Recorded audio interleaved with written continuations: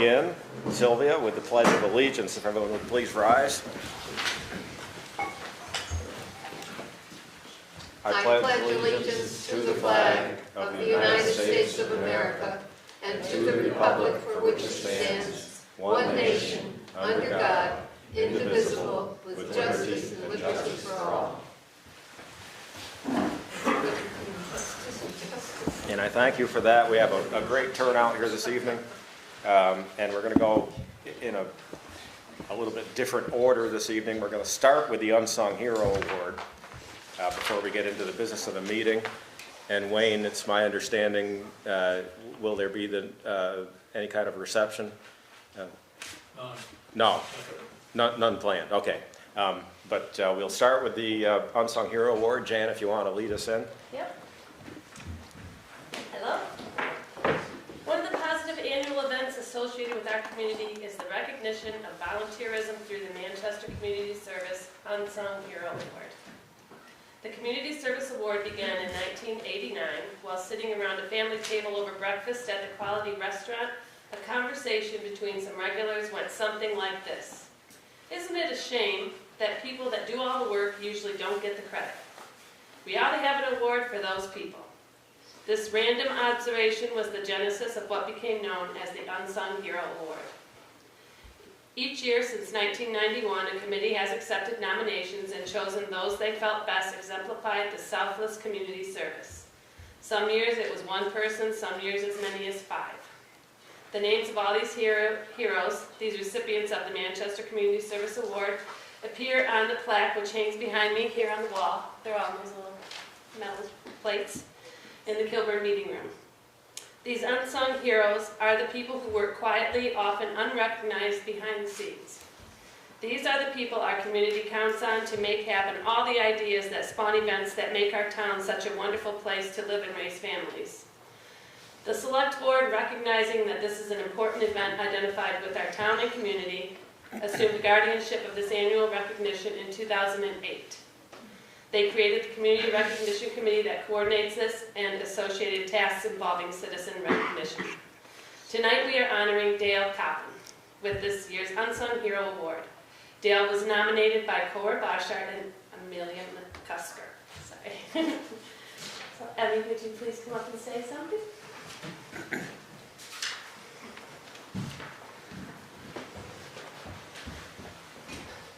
Thank you. One day in 2011, a gentleman called to ask if he could make a presentation to the board of directors of the community food cupboard. After the presentation, we were all convinced that his ideas for helping to end food insecurity in our area by using the excesses of local farms and turning that food into meals for those in need was a great idea. He had already contacted St. Paul's Church for use of their kitchen, spoken to Chef Jeff Scott at the West Mountain Inn to oversee menus and preparation, and asked for volunteers from the food cupboard or others to assist in this effort, using the limited funds he had obtained through his own efforts and the Catholic Archdiocese. Wow, what a great idea and challenge. Grateful Hearts was born. Since that time, many of you know or know of those who have benefited from these early efforts. None of this could have been possible without the unswerving dedication of one man, despite his own medical challenges. Today, more than a dozen area farmers contribute vegetables, eggs, and dairy. A team of volunteers formed the Chop and Chat Brigade, which now operates from a commercial kitchen at Burren Burton Academy. Meals are distributed to more than 25 organizations throughout southwestern Vermont, as many as 40,000 in 2021, prepared from over 6,000 pounds of food from local farmers. In 2022, over 9,000 pounds of produce were distributed to make into more than 35,000 meals. His initial mission, quote, "to create nutrient-dense meals made from local produce, partner with area farmers and producers to reduce food waste, nurture community through feeding others," end quote, has certainly come to fruition through the efforts of many, but spawned, nurtured, and constantly improved through the efforts of volunteers and particularly Dale Copen. He is more than worthy to be considered an unsung hero. I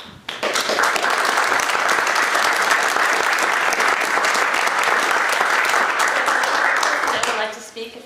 Allison, will you step up? Hi Dale, how are you? Humble as always. No, I'm not gonna lie, didn't know that was gonna be your answer. I thought you were gonna give me your other line. Oh, I'm sorry, it's a great day to be alive. That's okay. I'm Well, just thinking about I have the pleasure of spending my days with Dale every day. And so when I was contacted to come speak tonight, I didn't even bat an eye. Of course, I'd be happy to join this, this evening. So congratulations. Very, very deserving of this recognition. But really, I wanted to meet Karen. So that's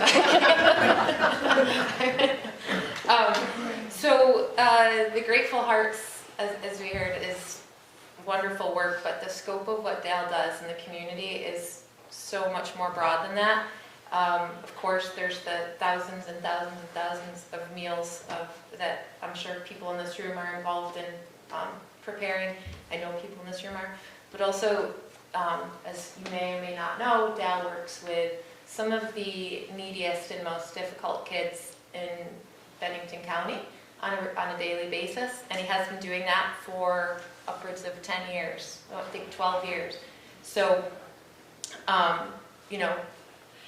we've witnessed Dale do amazing work with kids. He somehow has a way of just being patient and kind and provides them opportunities to go out into the community themselves and somehow just, feel some self-worth that they didn't have before. And it's a very special thing to witness over and over and over again. In addition to working with the kids at school, the high schoolers at Mount Anthony, he does work with Turning Points. He has to help people struggling with opiate addiction. He does regular food distribution. Our students have been introduced to parts of the community that they didn't even know existed. Dale has opened their eyes to so many different things. Dale has taken myself and students to the homes of housebound seniors, people who, that really the highlight of their day and week sometimes is the visits from our students and from Dale, and they rely on that. Just this morning, Dale and I had a conversation with a woman who lives in a home that probably isn't suitable for her anymore, and she needs help moving her furniture out, and so we're going to go visit that. And so not just the kids. I got to say, I've learned a lot from Dale and have some great experiences too, and you've opened my eyes and done so much for me too. But we've had his students over the years have helped with construction projects in homes that have had violence, and the kids can help make repairs to the homes. They've helped clean. It's just I can't say enough how broad the scope of Dale's work is. There's also something special about Dale, that there's an urgency to the work he does, and I think that's because he's been through enough to know that we're not here forever. So I get the sense from you, Dale, that while you're here, you're going to do as much as you possibly can every single day, and I really appreciate that from you. But I think what I've always also witnessed and what's most special is that no matter what the work is that we're doing, if it's with food, just distributing meals, doing any of the work that we do, it always comes from a place of pure love. And the students sense that, and everybody around senses that, and that really is what makes you so special and everything that you do so special. Thank you.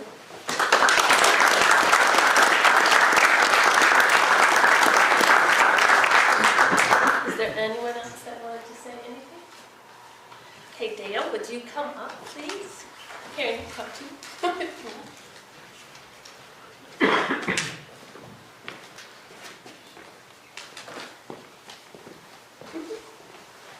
In case anybody didn't know, Dale.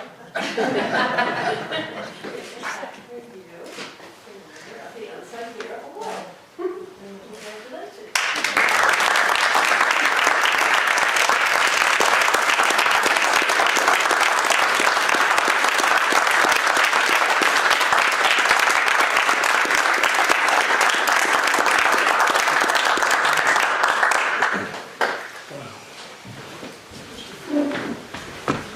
Yeah, this is my.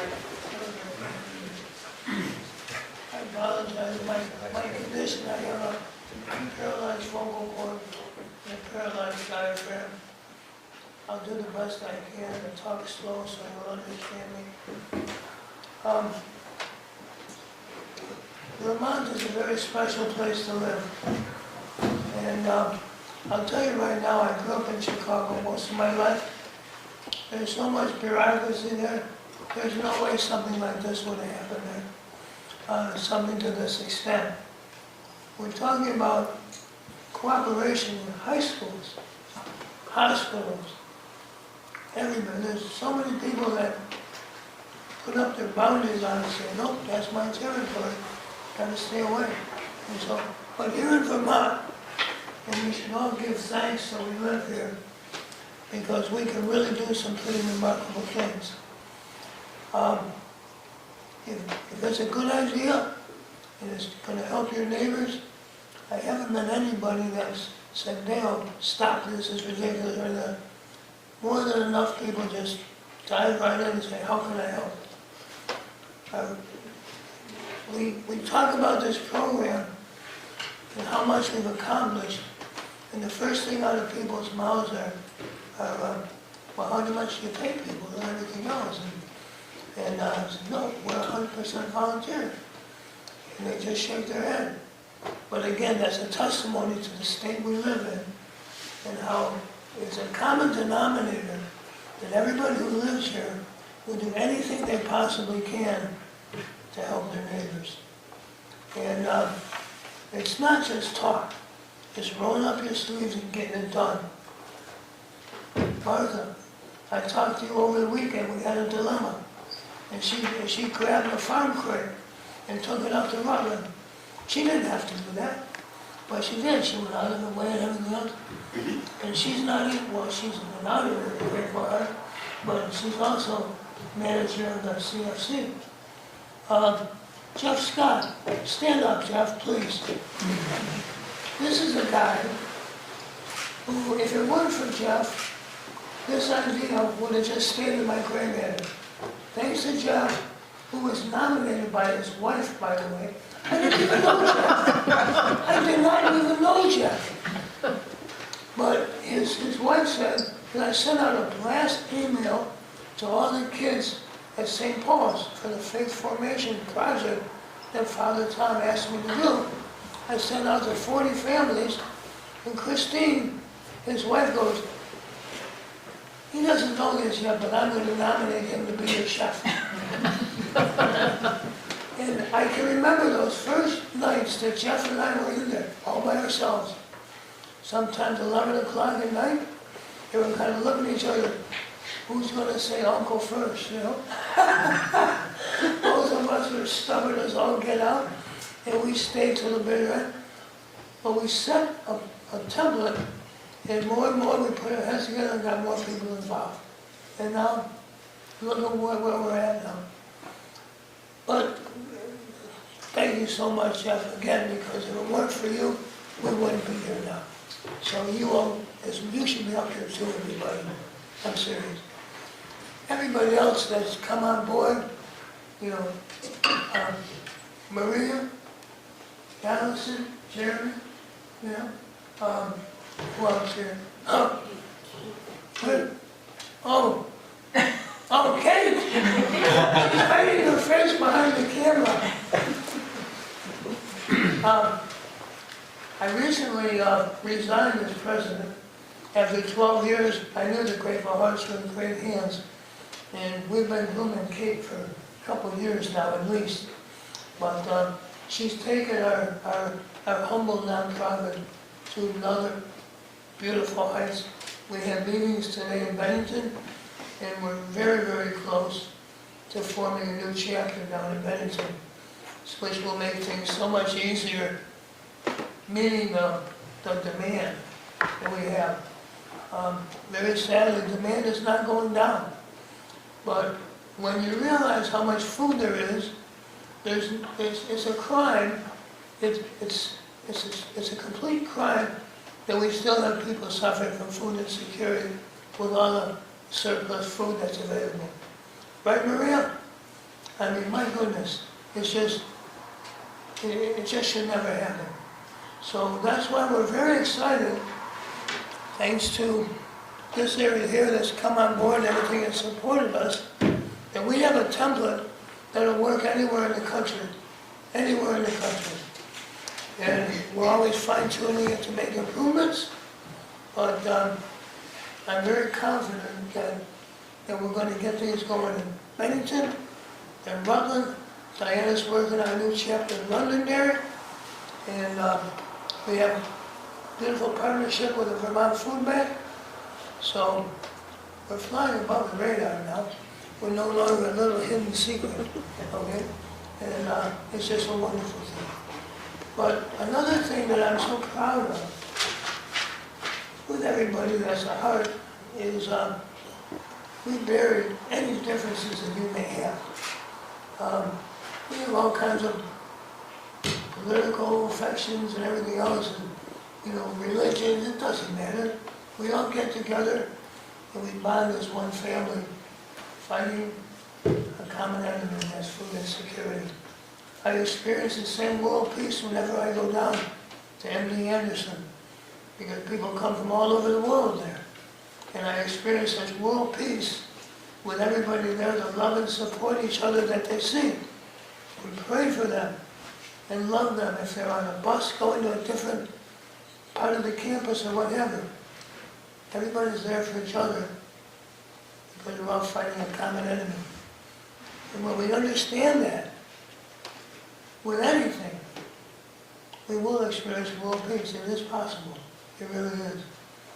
So I'd like to close. I'm close to closing. I know I'm long-winded sometimes. I want to really give recognition to my wife, Karen, who a lot of you know. But I had a big sermon. I think I'll use the same words, sweetie. That a lot of crazy ideas come into my head. I always make sure to run them by Karen first. Plenty of times, where she said, nope, I wouldn't do that one. but if I run it by her and she doesn't give me I wouldn't do that one. I move forward. And boy, I don't know how she does it, but she's right every time.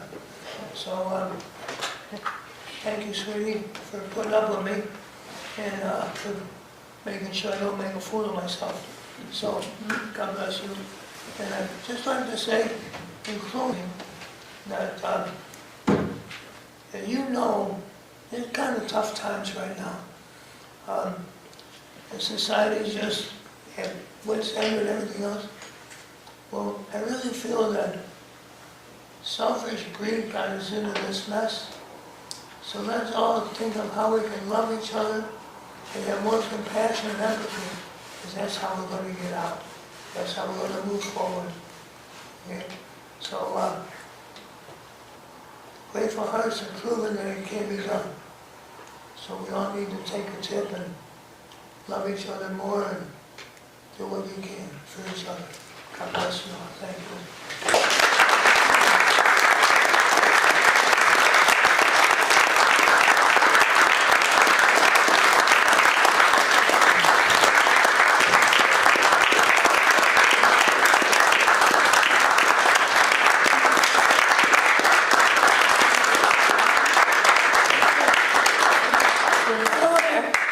Oh, that's sunny. Yeah, look at that. Oh, God. That's quite an inspiration, too, as our children. They're teaching me quite a bit. Thank you, everybody. Thank you.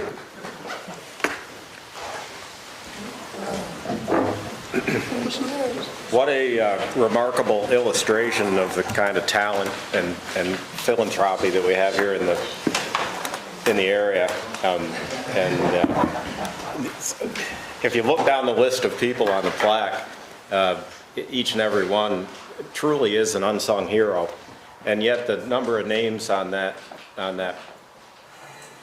doesn't even come close to covering the extent of the amount of volunteerism that we have in this area. I agree. It's a great place to live, and we take care of our own and we take care of others. And I'm really proud to be a member of this community.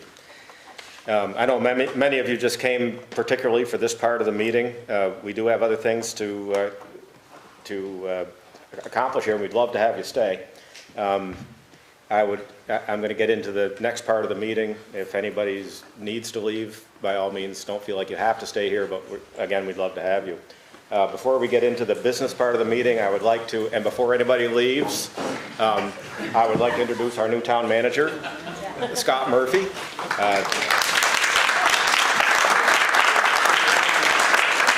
And from this point forward, if you have any complaints or gripes, he's the guy to go to.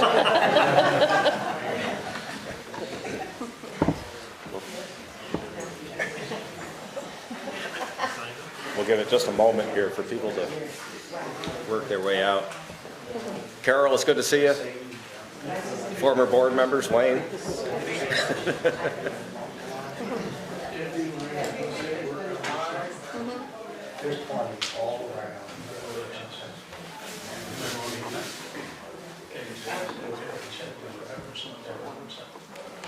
See you. Thank you.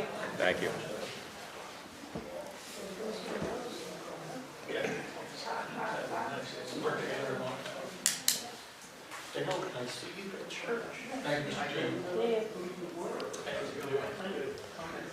Okay, the next order of business is to approve the minutes from February 28th. Move to approve. And Second. second, any discussion? All in favor say aye. Aye. Aye, and the minutes are approved. Ivan, Yes? we have minutes from yesterday. I don't know if you want to do those now or put them off till next month. They're pretty brief. Yeah. Page. Probably the board, I don't know if we have a copy of that we've Just reviewed. got it this afternoon, so you probably don't have a copy. Yeah, we can put it off to the next meeting. I think I'd like to have the board at least take a look at it before we approve them. Thank you. Carl, Energy Committee, you have a presentation for us? Sort of. I don't know if I call it a presentation. And Tim, also? I was a little nervous, I actually brought a couple of props.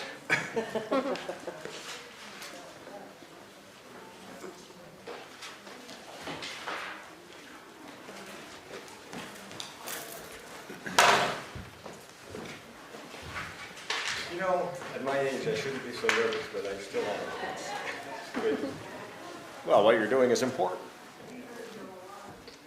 But I just also, I wanted to start by thanking you folks for appointing an energy committee.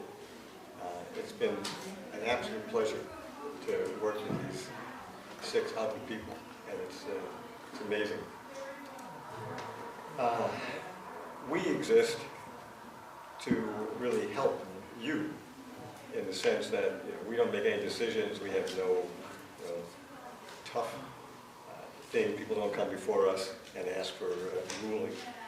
But we would love any help from the board in terms of direction for where we should go, in terms of focusing our attention and energy. So I want to start by just reviewing some of the energy goals that are in the energy plan that was adopted in May of 2020. One is to reduce dependence on non-renewable and imported energy sources. And 2, promote energy conservation and efficiency. 3, reduce energy consumption in all public buildings and equipment. And 4, facilitate wise development of sustainable local renewable energy. And so in the energy plan, it also says to help accomplish that, quote, "The Energy Committee will engage the public on important energy matters by organizing periodic workshops and an annual energy fair. The committee will also publicize energy efficiency strategies and tips and pursue policies and actions that will help achieve the town's goals."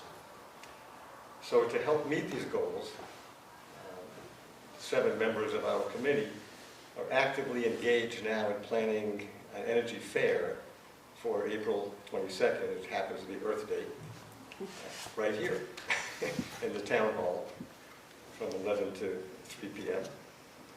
And I just want to show you a poster that we created, if you pass that along. An example of 6 people working together to come up with this. I'm very happy with the product. We're going to hopefully, you'll see it in a lot of the stores around the town. And that's a larger version, and we'll have an 8x12 version put up in the banks and places like that. But it's an example of what we can do working as a team. So the Energy Fair is going to have information and/or presentations from Bennington Rutland Opportunity Council, known as BROC, Efficiency Vermont, Green Mountain Power, NeighborWorks of Western Vermont.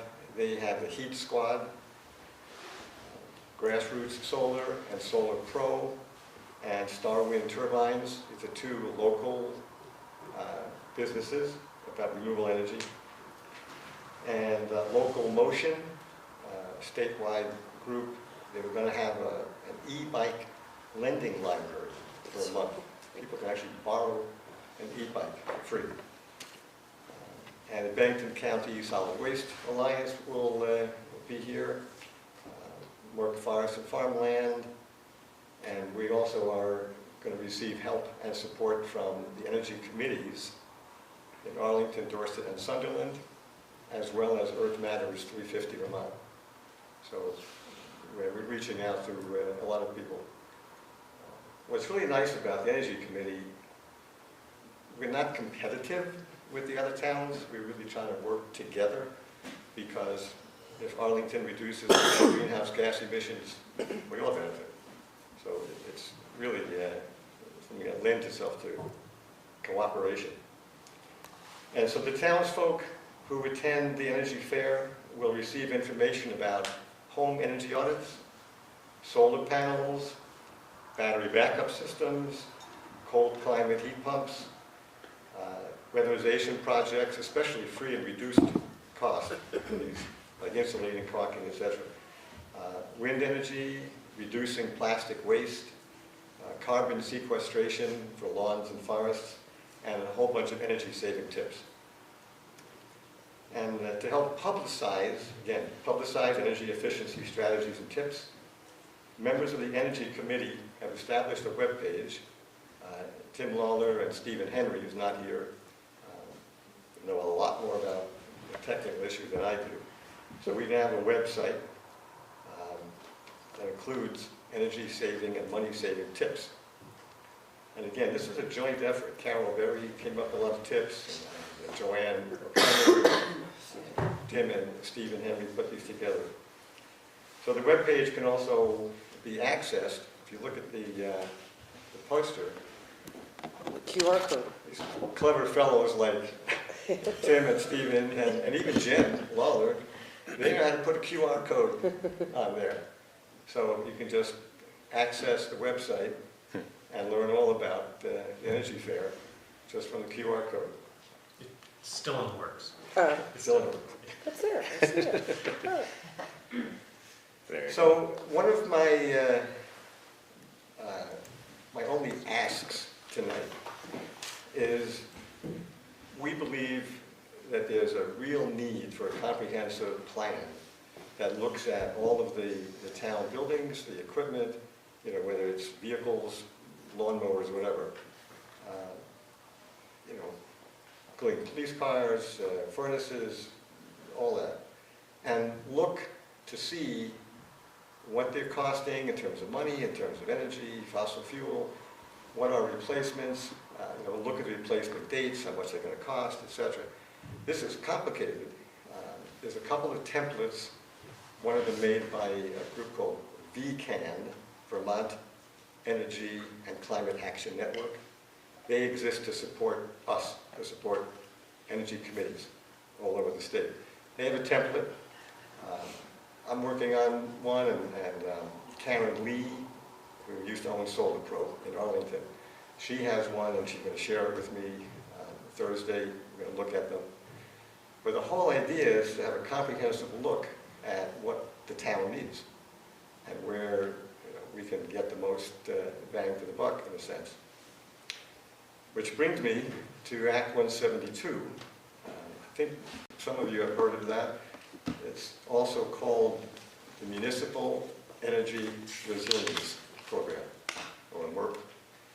And there's 3 steps, 3 different parts to it. The first step is to apply for a mini grant of $4,000 that can be used pretty wide range of things, education, hiring people to do stuff. Actually, Gordon Black applied for that for us, and so we should get that, no problem. The second part is energy audits. You have to have an energy audit, like say for the town hall, in order to ask for money to do anything with it. So that's absolutely essential. And there are 2 kinds. You can get a walkthrough, which is pretty basic, just what it sounds like, from a knowledgeable person who can look around. And that's enough to apply for the big grant. Or you can get like an industrial strength with the blower door and an infrared. The only advantage of that one is that in addition to the MRP money, the Act 172 money, that will allow you to apply for other federal and state grants, the walkthrough one. So we got the mini grant of $4,000, we got the energy audits, and then the big one, towns can get up to $500,000 for projects like renovating town hall. And there are 3 criteria that they're using to determine who gets those, because this is a competitive process. One is what they're calling the energy burden. And we happen to be lucky, in a sense. We're categorized as having a high energy burden. 11%. I don't know how they came up with that. And weirdly, like Dorset has a low energy burden at 9%. So we're in a really good position in terms of having a high energy burden.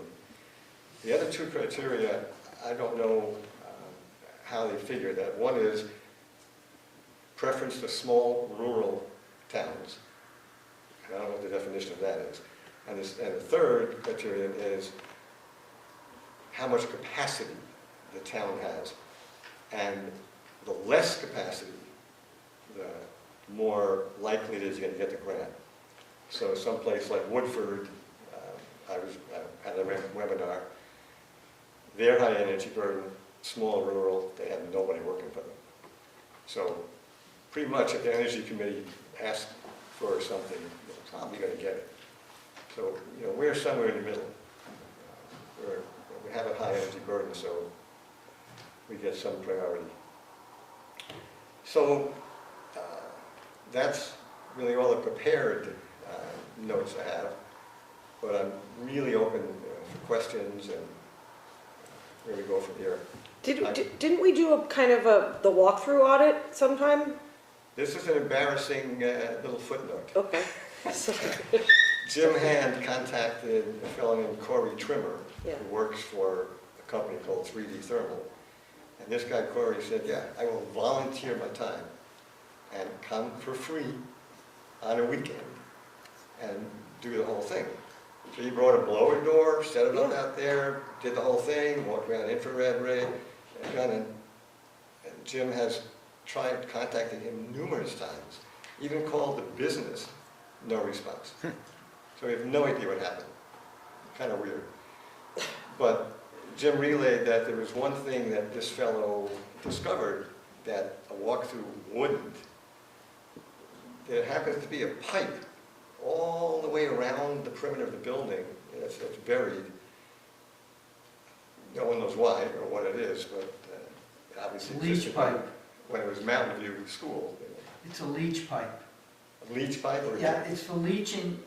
What it is a PVC pipe with holes on the top, Yeah, for drainage. facing up with black paper, Yep. filament paper on top with stone, so when the water comes down, it can dissipate around the building and it goes somewhere. For drainage. It might yeah. go into a drain pit or whatever. Right. That's what it's for. So that's the only thing that wouldn't be discovered with a walkthrough. Well, we should redo that, it sounds like, or, Right. yeah. Because we have to have something on paper. Yeah, the good news is, there's no tight deadline. You know, we do have a few months, several months for that. So we can apply for the energy audit now, they say spring. We're a day into it. And the other good news is on the big money, what they call implementation grants up to $500,000. That does not have to be spent until December 31st, 2026. So you have to commit, tell them the project, but it gives time to plan and organize stuff.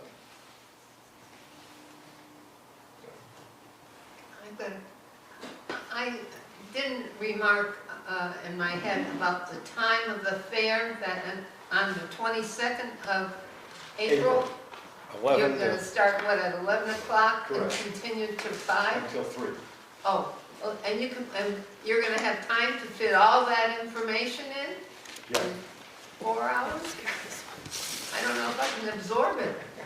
4 hours of stuff that you said. It's amazing, but, okay. Well, not 11 everybody's to interested 4. in everything. So in Or this 11 to room, 3. there'll be what I call it the main presenters, you know, around the solar and weatherization, and in the hallway, we're going to have tables, we're not thinking of as the peripheral people. You know, like Merck Forest, they're doing studies on carbon sequestration, and they have an electric commercial lawnmower, but they're not going to bring that. And the Bennington County Solid Waste, they'll have their table with zero waste, recycling. Earth Matter is going to have a table for carbon sequestration and regenerative agriculture. So it's not going to be a sit-down first presentation and then go walk around? Or is it going to be just It's gonna be walk both. around? We're going to have you walk through the hall, you see these other tables, you can stop or not. And this will be where the main event is, with, around this room. And then we're hoping to have actual presentations in the Equinox room, in that conference room.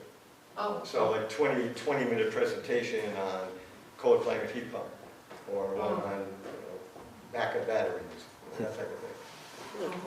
So we're hoping to get a schedule, and that's why the beauty of that QR code, you can then key into that, and the schedule can be dynamic. It's not static on paper. We can say, okay, yeah, Bill Bears are going to talk about backup batteries at 12, and Paula Kemperman's going to talk about recycling at 12:30, that kind of thing. So, be dynamic. Is the $500,000 for just the town stuff? One town. No, is it for just the town equipment and town buildings, or Yes. is it for the town people, the residential people? municipal. No, it's municipal Yeah. energy resilience program, specifically for towns to reduce their energy Their energy footprint. But not for residential people, like a grant would be from the state to fix up your house and caulk it and whatever, Right, that's what the energy fair will be about. right? And that you have to pay For for each people of the... to find out about getting free energy audits, I don't know all the detail, but there are programs where you can get up to $5,000 worth of free weatherization. That's pretty impressive. In my own house, I don't need it. And while we're speaking of weatherization, we mentioned window dressers, and I thought you might like to see one that I got for myself. They have these little labels, you know, show you where they are, but they're a thermopane in the sense that it's two pieces of plastic. So are they for inside or outside? They go inside. They go inside, and it's got a foam Little foam perimeter, Yeah. so it just kind of sticks in there. You can pull it out in the spring? in the Yeah. spring. Jim Today. Hand and I go around to measure with this laser measurement that's so exact. So when these are all done, they just friction fit. I have them in Veluxes, and they, you know, even like defying gravity, they're just, they're there. That's perfect. Land on your head. What I did is I took 1.5 foam, density foam, and I cut them the size of the windows, and I put duct tape around the outside, and I stick them in there at night. Yeah. Does the same thing. I actually ordered a second one this year from the Veluxes, but I can't open mine anymore, it's too old. So I've got 2 layers, and I'm telling you, the snow does not melt like it used to. It's pretty amazing. Anyway, so I just want to reiterate, you know, the goals are in the energy plan, but we really are actively seeking input, you know, in what the town wants in terms of where we should focus. Well, could we get that energy audit thing going again? I mean, I think we already agreed to that once, and I would feel. Absolutely, it's totally on Not speaking for the the board, agenda, absolutely. It's like top priority. We'd like to do all the town buildings. I mean, even if we Yeah. can't use that money for all of them, it's worth seeing, you know, what are they like? And for example, Jim was just talking to me in Japan about the Habitat resale store. They're also a cement block, cinder block building, and they have a little tiny bit of insulating board on the outside, not much, and clapboards. But he said that the biggest improvement was they took out the fiberglass and put an inch of high-density foam and then a bunch of cellulose. And he said the difference is amazing. My own personal vision is, you know, it'd be cool to wrap this whole building up. No, seriously, you know, in foam and not Yeah. spray foam. Right. You know, rigid foam and Yeah. my days as a builder, you know, I learned a lot about insulating. If you have insulation on the outside, then the cement block becomes an asset. It heats up and it keeps the building warm. Interesting. It's a heat sink. Do you make those, or does somebody make them? That's why the cost is so low. Or- Like that cost about, I don't know, $30 or less, I forget, that's a small one. The window dressers organization is in Maine, so when Jim Hand and I measure the windows, I enter the laptop, I send it up to Maine, they cut just the 4 pieces of wood, Right. and the 4 pieces of wood come bundled together with the label on it, and then we assemble them. And then you get the glass from who? It's Plastic. It's plastic. It's plastic, Oh, it's plastic. right. So you assemble. They have these And then jigs, just dead space, they don't have any stuff inside the center. dead space, yeah. Dead space. It's a 3/4 inch space, and it really works. It's amazing. Stephanie Moffett Hines, who is on the Energy Committee in Arlington, works at Hildene. She got some for her office. She used to get snow blowing in on the windowsill in her office. I called her during one storm after we got the storm windows, and she put them in. I said, "So how did they work it?" She said, "I didn't even know it was storming out. Didn't even know it." Yeah, so anyway, they work. And it's volunteer labor, it's fun. You pitch in and you help out. All right, one more little thing I want to add. It's so totally unrelated, but Grateful Hearts. You know, I've been a member of Earth Matters for many years, and we have a regenerative agriculture group that has 3 plots in the community garden at the rec center. And we grow food for the food cupboard and Grateful Hearts. Great. We were doing it at Roger Cruise's, and we would do it like big scale. We would like have truckloads. But we only have 3 plots now. We do what we can. But Grateful Hearts and the food cupboard, you know, get our food. Thank you, that's so great. Carl, we thank you for everything you do.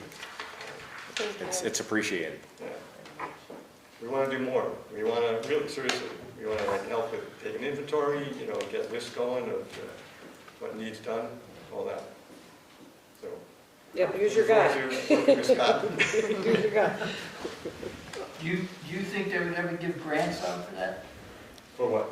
For, say a person over 62 would want those in their house, they didn't have enough money, would you be able to get some kind of grant so that you could afford to give them some of the windows in the places that they, the rooms that they stay in, so they don't have to pay for them? It's a big yes. Last year was pretty much a wash. The year before, we had money left over to give people free windows. So that's part of this nonprofit's credo, is they want at least at least a quarter of these to be given away. Right, most Yeah. people don't understand what that would do for their bills. It would, yeah, greatly reduce it, yeah.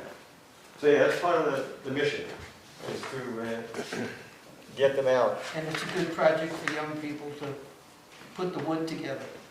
Yeah, even us old folks, we did. Well, whatever. Tim, anything to add? The only thing I'd like to draw attention to is I chase money when it's free. So I think it'd be wise to, we've applied for the smaller grant, the education $4,000 grant, and by triggering the audit, that sets us up for a whole lot of money that we don't have to pay back. So it would not only be money that we don't have to spend, it'd be money that we could invest and save money in the future. So it's not just about clean air, it's about keeping us warm inside too. Yeah. Good point. Thank you. Anything else on energy? Hearing nothing, we have a number of liquor licenses, I assume, to approve here this evening. Yes, you do. But I don't have them. Okay. So I don't know the process. Normally, you would approve the licenses by approving them all at one time, unless there's an issue. And I did check with the police chief, and there are apparently no issues, but I haven't been given anything to pass out. Okay. And is there a time constraint on when these need to be approved? It's usually April. I Yeah. don't know what the date is. So we're bearing down on it. Right. They do expire. Yes. They do, right. I think There should be it Do would, you know, Anita? Anita knows. Scott, you should actually have an email of all of the renewals, and then we also have one new liquor license. He's actually right here. okay, and has that been added to the list? Yes. That new license? Yeah, I was actually on, I want to say it was the 14th, the meeting that was canceled due to the storm. Right. Yeah, Oh, boy. yeah, this got pushed There, off. yeah. She's right, yeah. And it's a new process this year, which is why we don't have papers to give to you. Okay, You can pretty much blanket approve. It's gone through the police department, water and sewer department, and taxes. I removed all of the entities who still owe the town some sort of fund. And I put those on and, another. and the ones that we would be blanket approving are all pre-existing Correct. Pre-existing, nothing has changed. Scott licenses has that the we've list. approved in the past. And the new application, would you like to speak to it? No? I don't have much to say. Yeah, okay. We're just a new restaurant in town, and looking to. This meeting is televised and people watch it, so this is a good opportunity for you to do a little free advertising. What? The restaurant is Roadrunner. It's so good. We're located in the old Gourmet Deli. We're open 5 days a week, closed Tuesdays and Wednesdays. We're doing lunch and dinner. We're really looking forward to summer with our outdoor dining. And I'd like to, let people have a drink if they'd like to with their meal. And I'm really excited about what we can do there in that spot this summer. So that's about it. Okay. And that particular application has been through the normal process. Highly unusual for us to be taking action on something that we haven't actually seen. But His restaurant, you haven't seen it? no, that's not my point, Sylvia. We're going to take action on a list of liquor license applications that we haven't. Oh. Usually we have a stack of papers, and we're not doing it that way anymore. Is there something that we sign, Scott? No, you- So it actually goes in the minutes now, Okay. and then I just upload a copy of the minutes saying these licenses were approved. Can we Okay. just read a list? Yeah, It's a long list. I've just tried to print it right now, so I'm Oh. gonna run in and see Okay, if I. that would be very helpful. done that. We can conduct a little other business maybe while, Yeah, I'd like to speak to Todd's restaurant. I think you guys should find a minute to stop by and see what he did in there. It's the gourmet amazing. deli, the old It one. is amazing. He's renovated the entire inside. Business area as well as his kitchen. It's fantastic. let the minutes reflect that there was an endorsement by Sylvia for the Roadrunner. The Yes. dumplings are so good. All right. Love those dumplings. He's my neighbor and so far so good. I'm looking to keep a good relationship there. Right. You Yeah. got Sylvia, you got the whole world. There you go. Yeah. Would you like me to read the list? Yeah, if you have it right there, that'd be great, Anita. Above Anita, all- just for the purposes of the recording, could you just step up to the podium and it'll get recorded? You guys don't have your mics on, right? The mics are only for Recording. the recording. Okay. It doesn't amplify our voices here in the room. Okay. It goes to the, I believe it goes to the GNAT TV and it goes to the Zoom. Okay. Sorry. So the new liquor license is Kitchen Sink Restaurant Group, DBA Roadrunner. They're applying for a first, third, and outside consumption, just like the Gourmet Deli did. And then that would need to be a separate motion. And then the renewals include Above All Vermont Foods and Goods, the Avocado Pit Manchester, Charlie's Coffee House, Depot Street Burgers, Fraternal Order of Eagles, Batten Hill, Gringos Jack's, Manchester Variety Store, Manchester Discount Beverage, Manchester House of Pizza, Maple Fields, Mystic Cafe, Nature's Market, Pastime Pinball, Pearl's Place and Pantry, Raven's Den Steakhouse, Seasons Restaurant, Shaw's Beer and Wine, Manchester Jolly, Social House, Stewart's Shop 197, Thai Basil, Two Ripe Tomatoes, Union Underground, Walgreens, Ye Olde Tavern, Zoe's Double Hex, Jiffy Mart number 684, and Price Chopper. Sounds familiar. So I guess I'd start with entertaining a motion for approval of the license renewals for the existing liquor licenses. I'd like to make a motion to approve the renewals for the existing liquor licenses as described by Anita. Second. And seconded, any discussion? Would there be any abstentions? Okay, all in favor say aye. Aye. Aye, and that's 4-0. And then we'll need a separate motion for, and what's the name of your company? Kitchen Sink Restaurant Group. Yeah, okay. I'd like to make a motion for the Kitchen Sink Restaurant Group to approve their liquor license application. Second. Heidi got it. Any discussion? All in favor, say aye. Aye. Aye. So congratulations, Thank you very much. and thank you. And My pleasure. that was really a lot Weird. less, yeah, that was weird. Usually I sign several documents. Anita's, the town clerks aren't getting the information they used to get with the paper product. It's really difficult for them and for us. too. Yeah, yeah, I mean, there used to be on some of them several places that I had to sign, and usually I'd have to come back because I missed a spot, but, and that works, that's sufficient for what you need, Anita? Yeah. Okay, I'll take a copy of the minutes and that's all I'll need. perfect. Okay, wow. Other business? Well, I've got one thing that I'd like to remark on. The Riverwalk.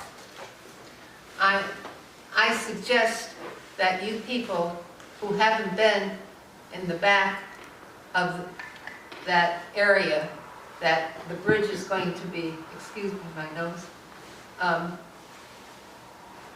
built, should get back there and see what the back of those buildings that border 7A. Now, the frontage that is right there on the sidewalk that runs along 7A, that's wonderful. You get back there and you'll see the dumpsters, you'll see the exhaust system, you'll see the different garbage removal, pails or canisters, whatever you want to call them, for rubbish and stuff. There's 10 or 12 of them in line there in one place. And the back of those buildings need a little dressing up.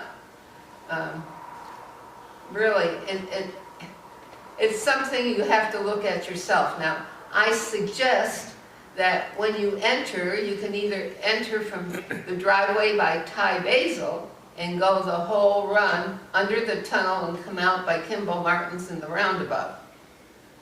Get the whole view. And don't forget to look at the back of those buildings that border Main Street. Because people who use the bridge, I believe, will be going not only towards PNC, but also towards Main Street. Now, going towards PNC, all that bother information that I just gave you is at your back. You don't see it because you're going forward, unless you take time to look around like I do. Otherwise, you don't get a good picture. But it really is an eye-opener. And I suggest, for your own benefit, when it comes up for some amount of money, it's advisory. In the warning, it was advisory in terms of the amount we spend and what we do, or if we spend nothing. It's an advisory warning. So before it becomes concrete, get back there, really. A site review is what you must do. Parking, loaded with cars, trucks, Casella's truck, in and out, a lot of delivery trucks, in and out. They don't all stop in front and block the main traffic on 7A. They go down in. So it's an eye-opener. I think that's a fairly accurate description of what's back there. I'm quite familiar with it. Yeah, well, a lot of people You know, it's not funny, aware. Sylvia. You'll get the same view of a town if you ride a train.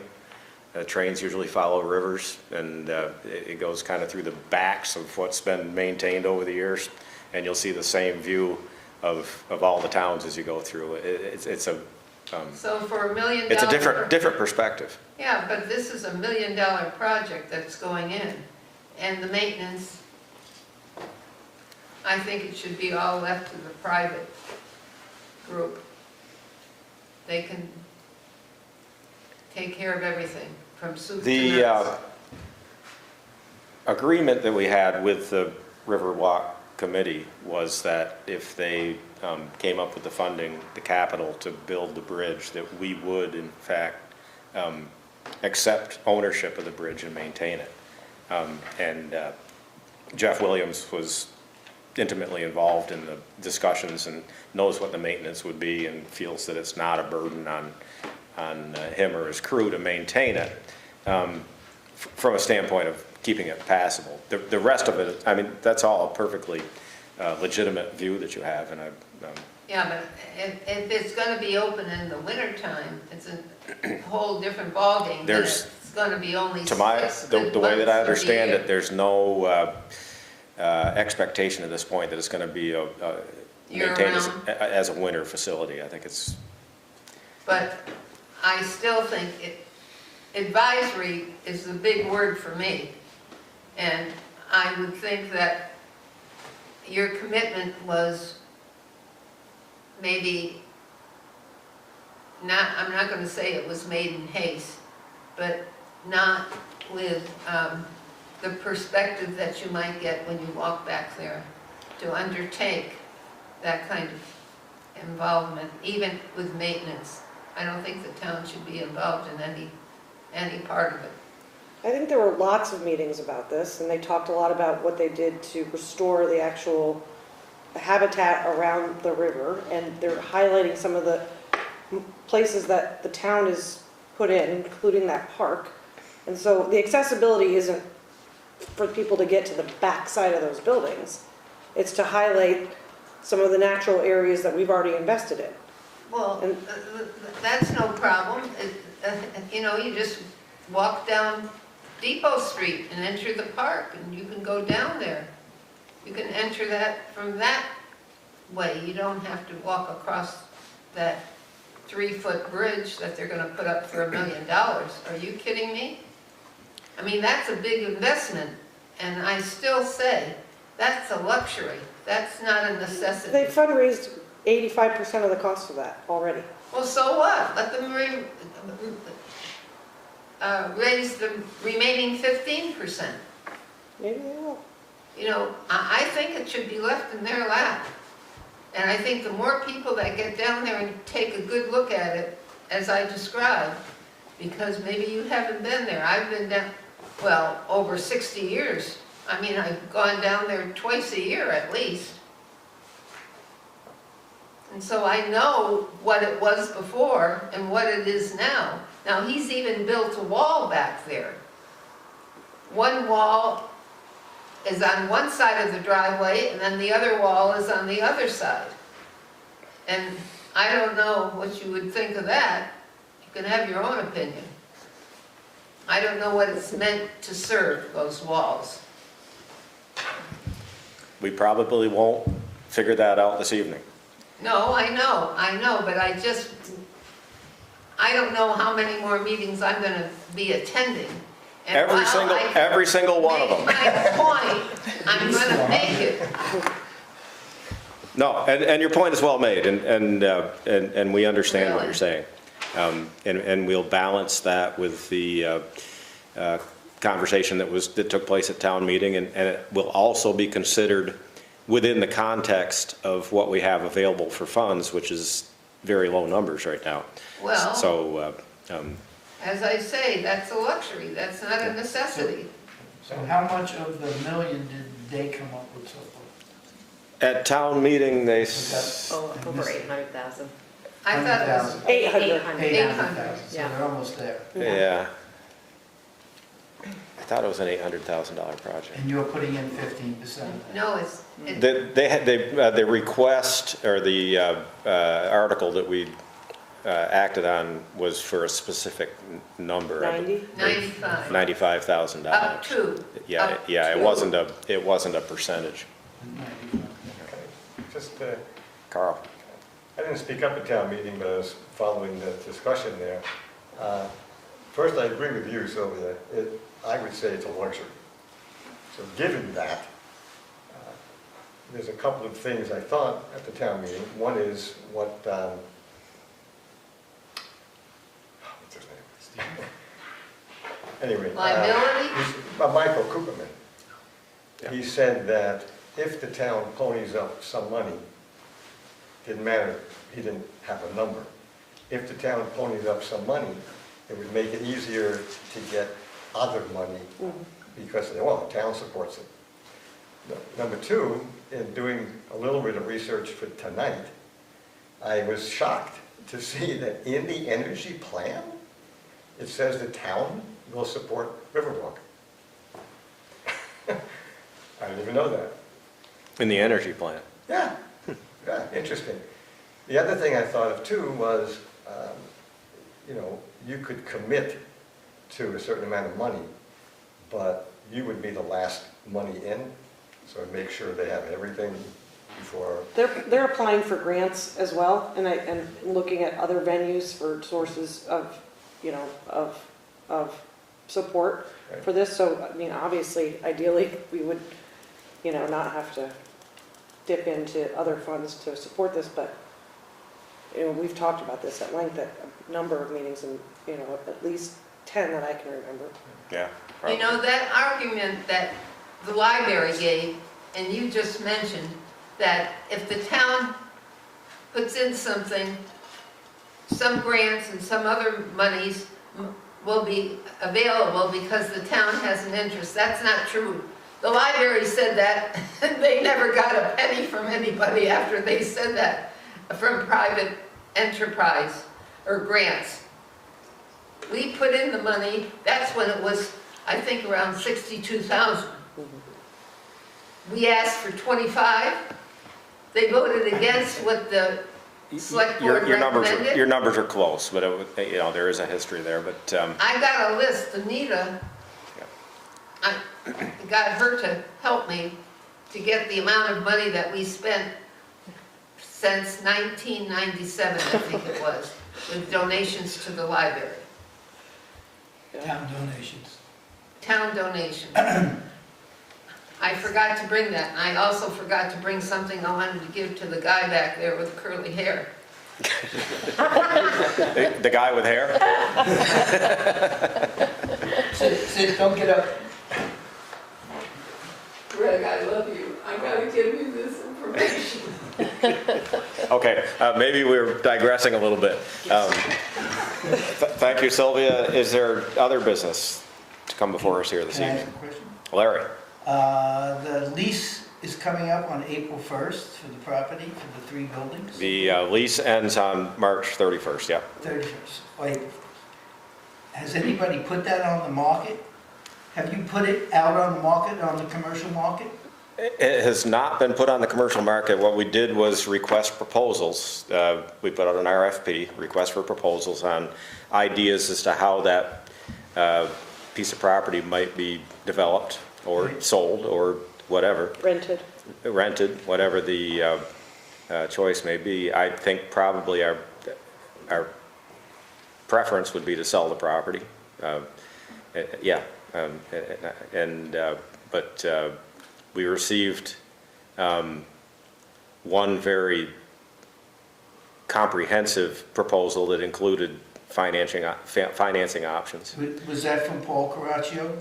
No, that was from the Shires. The Shire, so they made a proposal to buy the land so they could build the building and do whatever. It didn't speak specifically to the disposition of the 3 existing buildings. Just the land? Yeah, it was the land behind that. Back portion of the land, not the buildings in the front. And so, you know, we haven't. So the proposal that Paul made here for $975,000 was for just the 3 buildings? That was for the whole property, as I understand. The whole property. Okay, he made a proposal. Well, I had a talk with Gordon, and he said to we never had a proposal for anything, and no one made us an offer. That's what he said to me, and I said, well, I think you better go look at the select board meeting, because there was a strange-looking fellow there with a big head making an offer for $975. Okay, that I knew from a little boy. We did receive an offer from Paul quite some time ago, and it was in that 900. I think it was 900,000. Well, he might have mentioned 975, but the original offer was 900. And we had an appraisal done on the property that came in at 2.4 million, so we're a little bit, pretty far apart. You said 2.4 million? Yeah. The last time I talked to you, you said 1.4. No, 2.4. 2.4, so he's like in the dirt somewhere. Yeah. He's trying to... We're not very close. No, you're like... Okay.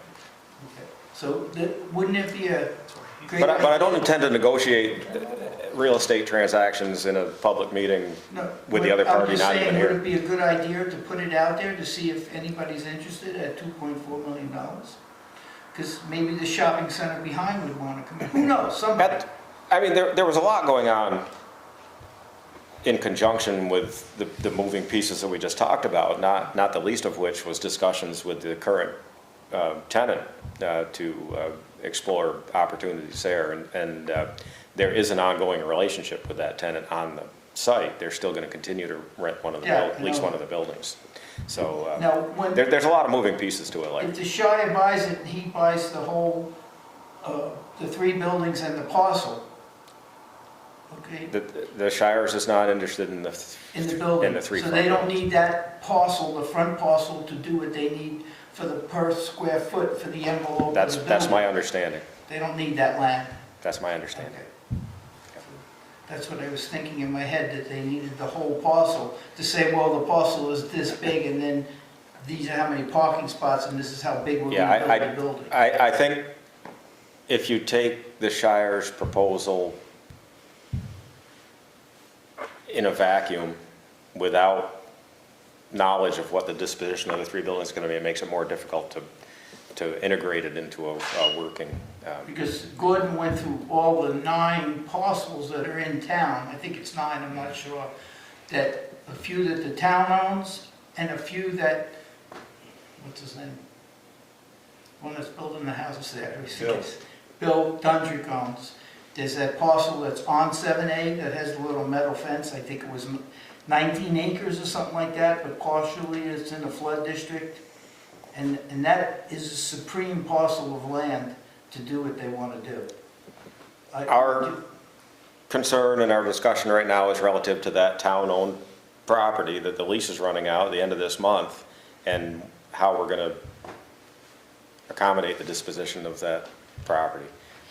The larger discussion of housing would incorporate those other 8 properties, or however many there are, and more, probably. There's probably others. But those are some that have been identified as potential parcels for workforce housing. But our immediate concern would be the property that you're asking about, on Depot Street. So So has anybody there's else? there may or may not even be a connection. There might be a proposal that does not have a workforce housing component on that property, that makes sense and gets the town out from under ownership. We haven't seen that yet. But Well, I was just thinking that it should be put out there to see if there's anybody that would know. one thing that Paul did say in the You can take- in the meeting where we discussed that was, if we're still sitting here in 3 years, we're going to have sunk a lot of money into just the maintenance of those buildings. Right, if you could take that $2 million and go utilize it on another parcel of land, maybe one that you owned, when you get the money, what are you gonna do with the money? Are you gonna put it into affordable housing for people, or are you gonna put it into another project that towns do? That's a good question. So that's. We've got those funds. You know what I mean? There's a lot of good things you could put it into. And affordable housing is I think how that money's being used and what Sylvia is starting to allude to is, that needs to be discussed in the context of the larger issue of our reserve accounts and how we utilize those reserve accounts going forward. because I was looking at, I call them prefab direct housing, and what they are is they go from 300 square foot to 1,100 square feet. And these are houses that, they're not modulars, they're not a put-together module, this thing comes, and I mean, that's getting kind of off the Yeah. topic, because, then you got the land, and you got the money, and then the people buy the modulars, and then they put it together as, so they have to pay the lease fee on the land, and they have to pay the mortgage on the house. And it's affordable. They're $50,000 to start. yeah, but that doesn't help us with the disposition of the Depot Street. I know, but you gotta keep looking at what you're gonna do to get to the end of the situation. Understood. This is a project that they're saying that maybe by 2025 or 2026, if you got it started today, it would be finished. It's too long. By that time, it's a long time. And if you can cut the time down to be sometime in the 25 year in the beginning where you're moving people, and it would just be a little bit better. Do you have a specific proposal with financing? You got the financing. You got $2 million if you sell the property. We have an offer for $975. No, you don't have, it's like putting a car out on the driveway without a for sale sign on it. No, I get, Nobody no, comes I by, understand that. What's that car? I understand that You put part. the sign out there, you never know. Some lucky person from out there might come by and say, yeah, that's it. But The- technically, they don't come back into our ownership or into our control until the end of this month, and Right. there's some maintenance that needs to be taken care of before we would even consider marketing them, so there's a lot of moving parts, and we've discussed But all of these variables. The initial step was to put out a request and see if there were proposals. Well, how was, There were other proposals, but how was the request put out? By just telling people? Was it in the newspaper? I'm Yes. just curious.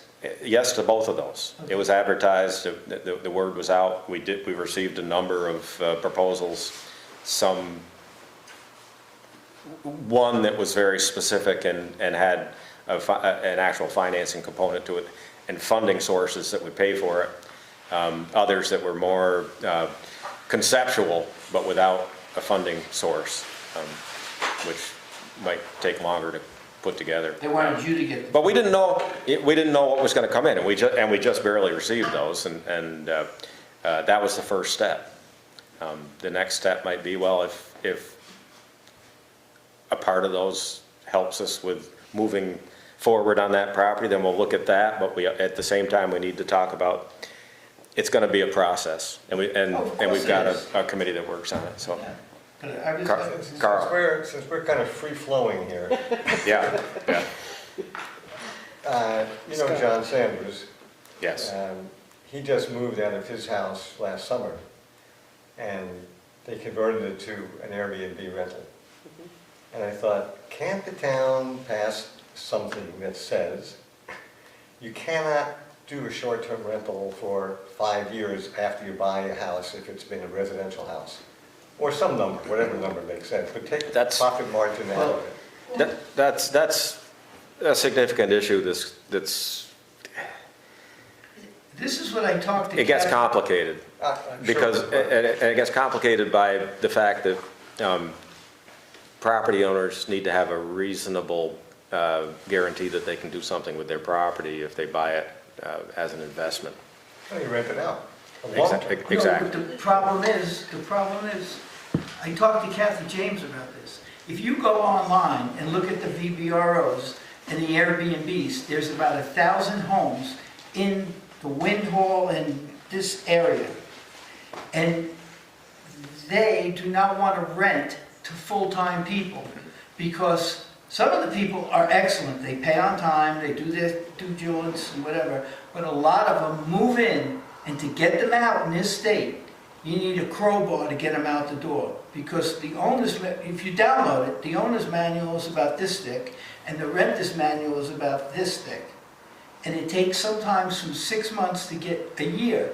So the people that have these VBROs and Airbnbs go, why should I do that when somebody from the city comes up, stays 4 days, I get extra money, and then somebody else comes in and they're renting them 4 or 5 times a month, so they don't have any problem, and they get their money beforehand. And I said to Kathy, if you could work on changing some of the laws of the rental situation so that if they don't pay within 60 days or 90 days, they get dispossessed. Because a lot of these people know how to work the system. I have a friend of mine that just went through 6 months to get somebody out of one room in his house. Yeah, we're getting into Get paid. Get paid. we're getting into a comprehensive discussion of something that may or may not even be in our It's not in purview. I mean, your- the suggestion from Carl was general in sense, and I certainly appreciate your knowledge. But the whole thing, what Gordon and I talked about, was that we don't have a building inspector here. So in his case, where he's trying to do energy audits, people are putting up houses or working on houses, and no one comes in to say, hey, this wall needs insulation, or this needs fire blocking, or this needs whatever. So Gordon and I and this board went through and said, maybe we should hire an inspector 1 day a week to go around and check these homes, not to give them a hard time, but to say, like he would say, hey, maybe if you put a little bit more insulation here, or if you put this on the wall, or you did that. So who's gonna pay for that? Kidding me? Somewhere the town has to pay for it. Are you kidding All right, we're having a lot of fun here, but we've gotten way off into the bushes. No, it's not way out. It's It's usually like something this. that's It's important. really not. This is, Do you know how many people in Vermont, they leave the outside of the, that's why we're having such crazy weather. They leave the doors open, they leave the windows open.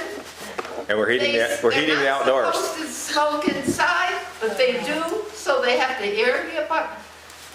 The people that are renters today, and I know because I've got some, thank you so much. they are so disrespectful, and they have so many loose screws in their head, they can't put anything together right. They don't know what it means to have a storm window. They don't know what it means to close the door and not heat Vermont. Honest to God, you wouldn't believe it. There you go. And that's why You people would don't not want to rent, believe it. don't want to So, rent from. and just to round this up and bring it home, here at the municipal level, we don't have the authority to do a lot of the things that you want us to do. A municipality can't do anything without specific approval and authority from the state of Vermont. We're all creatures of the state. We don't have independent authority to do anything. So a lot of these issues, you talk to Kathleen That's why I James, talked to Kathy they have to James be, about it. they have to be addressed at the state level. And it's difficult to address a lot of these things just town by town. There's no consistency to it. And a lot of these things are regional or even, you? Nothing between the ears, nothing. Seth's got a bottle law in place right now. Okay. Okay? He's got a bottle law in place to collect more bottles, plastic bottles, water bottles. So at the end of the meeting, I said, Seth, Maine does it. It's an excellent idea. I wanted it for 10 years. Instead of throwing bottles in the trash, get them recycled. I said, well, I have a question for you. Where are we going to do it in Manchester? There's one machine at Shaw's, and the beverage place, the guy only comes in 3 days a week. So I said, do you ever think of doing what Maine does? They have these people own the store, and you come in and you put the bottle in the machine and they pay you 5 cents. Because they're making a penny to 3 cents on every bottle from the company who issues the bottle. Which we get money together and we give it to the schools in the state of Vermont. We gave them $9 or $10 million last year. I forget how much the money was. It was a lot of money from bottle usage. So he just looked at me. I said, you can pass the law, but if there's no place to bring the bottle, what good is it? And he just looked at me. And again, that's a legislative issue and not something that I we know, can but that's Kathy. Instead of her sitting on the board and doing the town stuff, she should be up the Montpelier trying to figure out how she's gonna, once she passes the law, how she's gonna implement it, instead of worrying about what we're building in town in the future. If she wants to get involved, she should get involved towards the end of the situation when everybody's got an idea, okay, we're gonna build this building and these are the drawings and this is how much we're gonna pay. Then she can come in and put her 2 cents in. But stay up at Montpelier and do the Montpelier things. You can't be a fish in everybody's pond. It doesn't work that way. All right, I'm gonna round this up, bring it around. Thank you, Larry. Scott, you have? Just a couple of quick items before we adjourn. The Emergency Watershed Protection Project Group, which is part of the Natural Resources Conservation Service, requires signature authority for the town manager. It needs to be signed by the select board, so that any documents that come in, I can sign and send back that they were looking for. So Okay. So that requires an action by the board, and then we would sign that? I could make a motion to authorize Scott Murphy to sign for the Emergency Watershed Protection Projects. Does that cover it, Scott? Yes, it does. Second. They're not. Seconded by Jan. All in favor, say aye. Aye. Okay, we'll circulate that for signatures. Thank you. And finally, you've done this on an annual basis. We have to certify to V-Trans about the highway mileage. This is going to help us with the $1 million bond for the stormwater project that we have going on, so sewer project. And so this is an annual thing. There's been no change in the mileage anyway since last year. So. This is like the length of the roads type of deal? Yes. it has to, we certify that we spend at least $300 a mile. Right, We're which we way do. over that, of course. Yeah. Okay, so this is your autograph? John had signed that on behalf of the board last year. I can do that again if you're willing. Sure, we could do a motion to authorize Scott to sign the highway mileage report, and That would Scott work, can sign. yeah. I'd like to make a motion to authorize Scott Murphy to sign for the highway mileage report for 2020, fiscal year 2024. Okay, is there a second to that? All in favor, say aye. Aye. And so Scott will sign that one. Thank you very much. Sorry about it. I do have one final, just an FYI for you. So, if I can grab it. Oh, yeah. So you might have heard about this already. There's been an application by AT&T to put a cellular tower on 80 South Side Road, owned by Donnie Dorr and his wife. So tomorrow, as part of the process, the consultants will be raising a balloon to the height of 140 feet. And this gives the consultants an estimate of what the tower will look like. They take pictures from around town at certain locations, and they do a write-up and submit that to us.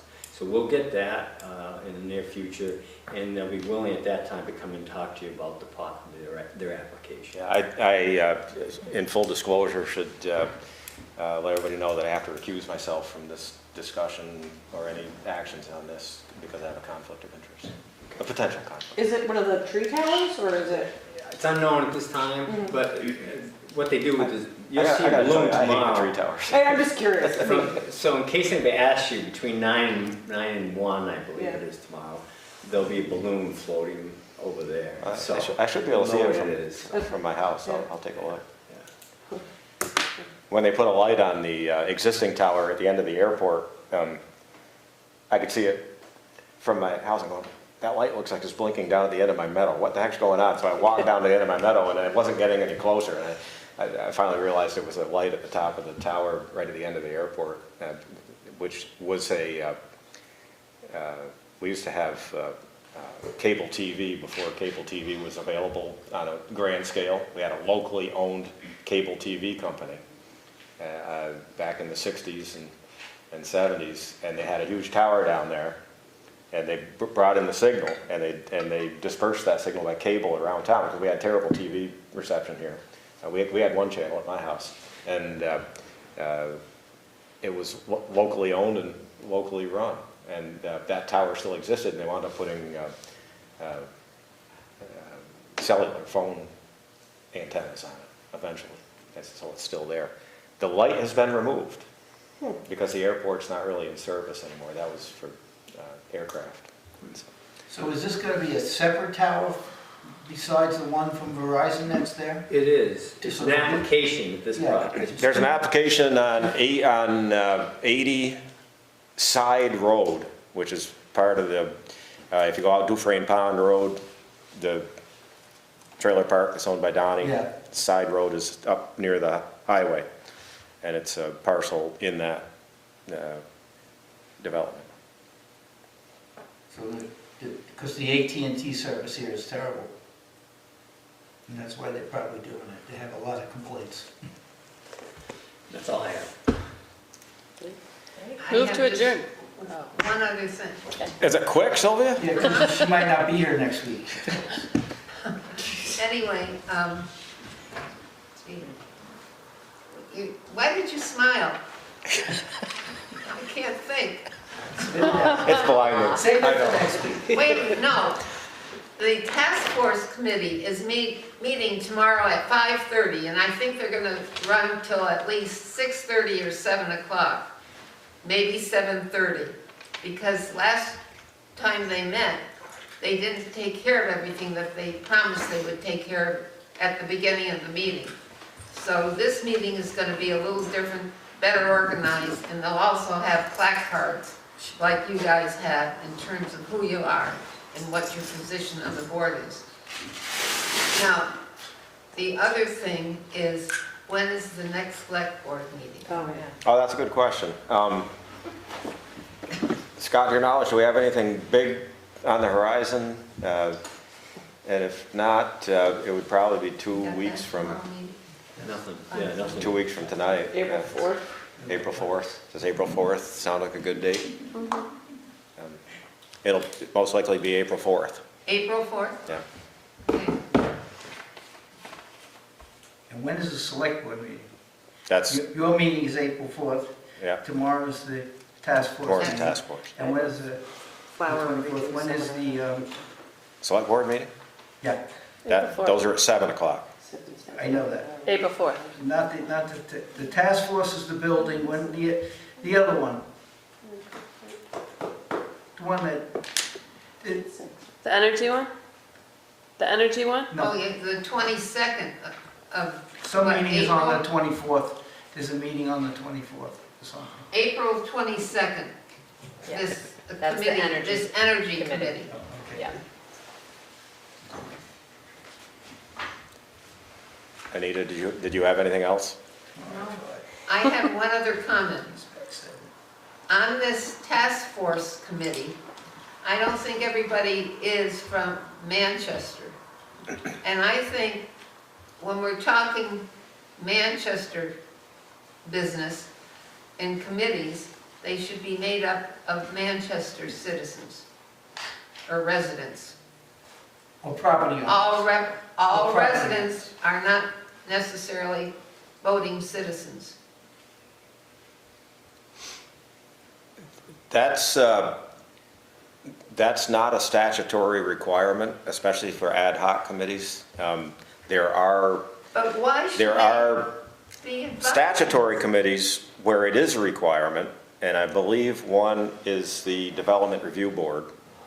I don't think the Planning Commission, you're required to be a resident of the town, But because you might bring a level of expertise, and I can remember in the past having a member on there that was not from You Manchester. can but- always have a consultant come. But we've had that discussion before. There has never been a town meeting decision that we have members of our boards be from Manchester. It's something to consider. But right now, I mean, we could set a policy, but it wouldn't be based on anything other than I don't know, sentiment. is this board, you're Arlington? No, we're all from You're Manchester. Manchester? Is Gordon Black from Manchester? No, No. most of our employees are not. They can't afford to live Who here. you hire is a different thing. So the people that are hired can be in a position where they run the computer and stuff like that and do the minutes, but they can't be on the board itself. People that work for the town can't be on boards anyways. That's not allowed. Okay. So they have no jurisdiction and no say in That's any right. situation. They can be on ad hoc. They could be on ad hoc committees, yeah. Which is the building board Yeah. for the shires or whoever. Housing task force. You can't be an employee of the town and run for the select board, for instance. And then the an next elected thing we'd office. have to do is wait until town hall meeting next year to bring up Sylvia's suggestion only, It might be something that would be fun to discuss, yeah. so you have people of interest in the town. Remember that, Well, Sylvia. you could bring it up beforehand and we could discuss No, this. a long time ago, I brought that subject up because Yep. there are people sitting on the planning commission. Yep. I think it was the planning commission, but it could have been the development review. No, I think Development Review Board, you have to be a resident of Manchester by Yeah, statute. because, I'll tell you the name of the person that I objected to, Ralph Colin. Yeah, no, I remember that. And he's from Dorset, he's an Yeah. intelligent man and all that, but I don't think I he should think- be. You're going back. That's quite a few years ago, Sylvia. Of control. I'd say 25 years ago, maybe? It was a 20 long years ago at time least, ago. yeah. Yeah, Everyone up there should have some skin in the game of interest to be living here so that when they look at that situation or whatever it is, they say, I shouldn't have done that, I should have done that better. Yeah, but I think on some of the ad hoc committees to say that we're going to eliminate Gordon Black because he doesn't live in Manchester, no, well, Gordon is in our office here. yeah, but he lives in Bennington. Well, that's all right. Mike He's a paid DeCubelis person. doesn't live in Manchester either. Anybody Yeah. that's paid. Like I said, most of our employees don't live in Manchester. Right, Right, I have no Ask them why. objection to that. Did you ever ask them why? Can't afford They to. can't afford it. And that's why I pushed for this housing situation. Okay. Well, we got. No, Sylvia, all right. Here, you You- feel safe? You floated your idea. I think it's worthy of discussion, but we can't discuss it at length without having it on an agenda. So No, that's okay, a reasonable but point. Realize, I'm not talking about employees. Got it. Yeah. But what might get an unintended consequence of that type of action might result in someone, even though they're an employee, not being able to serve on a committee because they live outside of town. And I mentioned Gordon specifically because he does serve on a number of our ad hoc What we committees. need, that's, Well, see, but that's where, we can't iron that out here in the context of No, I know, what we're talking I about don't wanna muddy tonight. the But water that whenever way. you make a decision like that, there are going to be unintended consequences. yeah, but when you're a town employee and you're in a position of knowledge for some of these committees, naturally you should sit That's right. in on it. And that's why we have, You and know. if you go and Okay. look at the Manchester Community Forum and read what Mike Hall just wrote recently, a day or two ago. He doesn't live in Manchester. I know, no, he wrote about apathy and people not helping out in the That's true. community and not voting on the situation Oh, or yeah. whatever. Yeah. And not showing up for anything. Yeah. Like I told Gordon last week, do you see anybody behind me except for Anita? Yes, No. sir, I'm behind. That's it. And it's really. 100%. And then they, BITCH, and they're all complaining, and I tell them right to their face, there's a meeting up at the town hall, do you vote? And they go, no. 3, 2, One. 1. Thank you. Move to adjourn. Second. All in favor, say aye. Aye. We're done. Sylvia. Sylvia. You gotta do that faster next time.